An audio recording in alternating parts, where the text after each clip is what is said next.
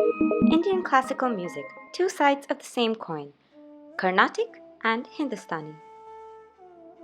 In ancient times, there was only one system of Shastriya Sangeet across the Indian subcontinent. It was only around mid 11th century CE that the separation of Hindustani and Carnatic music took place due to the Islamic invasion of India.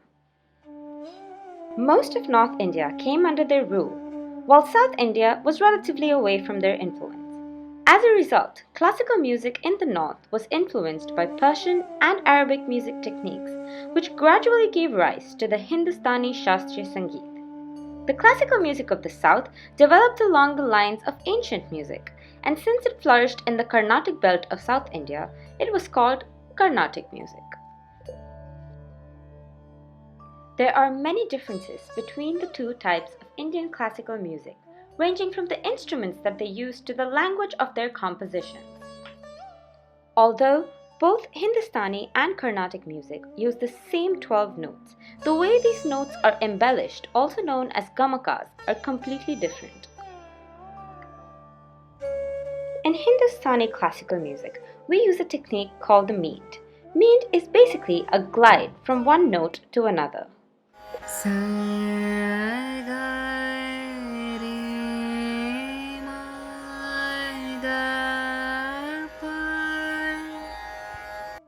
The meend is the backbone of Hindustani classical music and the rags. Whereas in Carnatic music, we use a technique called the kampitam. The kampitam is like an oscillation.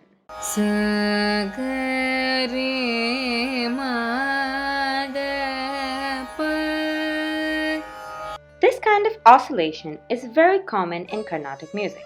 Of course, this is not the only gamaka in this style. In fact, we recognize more than 10 different types of gamakas. This is one of the most characteristic ones which help us identify this style of music. Another difference lies in the approach to the compositions.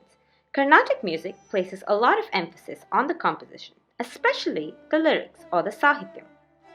So Carnatic musicians learn a huge repertoire of many compositions, and it is through these compositions that they gain a deeper understanding of the ragas. Whereas in Hindustani classical, it is the opposite. Here, more importance is given to exploring the raga, and the compositions are a framework to achieve this. So Hindustani musicians not only learn compositions, but they start their creative journey at a very early stage. Here is an example of how the same melody can be interpreted differently in the two styles.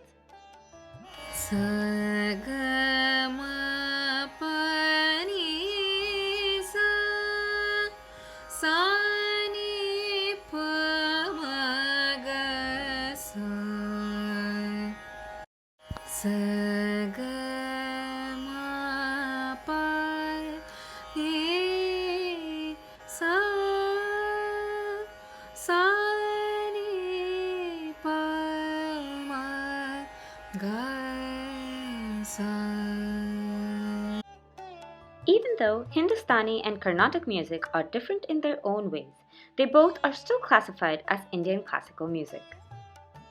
This is because at the end of the day, both Hindustani and Carnatic music are Raga Sangeet, meaning both are based on the concept of ragas, which is the foundation of Indian classical music. Here at IIE, we hone the differences between the two styles, keep them true to what they are, and at the same time, construct our pieces and concerts around Indian classical music as a whole. Thanks for watching.